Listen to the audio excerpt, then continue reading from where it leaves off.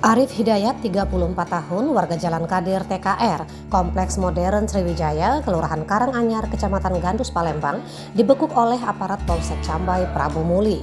Pecatan ASN ini ditangkap Tim Elang Muara, dipimpin oleh Kanit Reskrim Aiptu lantaran melakukan penipuan terhadap Rifki Baday yang merupakan seorang notaris.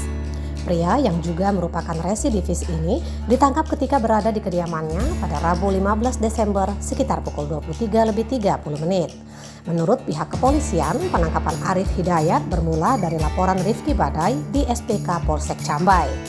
Dalam laporannya, korban menuturkan telah ditipu oleh pelaku. Modus penipuan yang dilakukan oleh pelaku tersebut adalah dengan menawarkan kerjasama proyek pemasangan lampu penerangan jalan di lingkungan Pemkab Muara Enim. Untuk meyakinkan korban, pelaku membawa surat perintah kerja proyek tersebut berikut rencana anggaran bangunan. Selanjutnya, pelaku meminta uang sebagai modal kerja kepada korban sebesar 150 juta rupiah.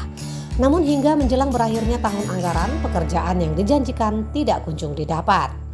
Sementara itu, hasil pengusutan polisi, korban yang sudah melapor ada 5 orang dengan total kerugian mencapai 555 juta rupiah. Prabu Agustiawan melaporkan dari Mapolsek Cambai Prabumulih.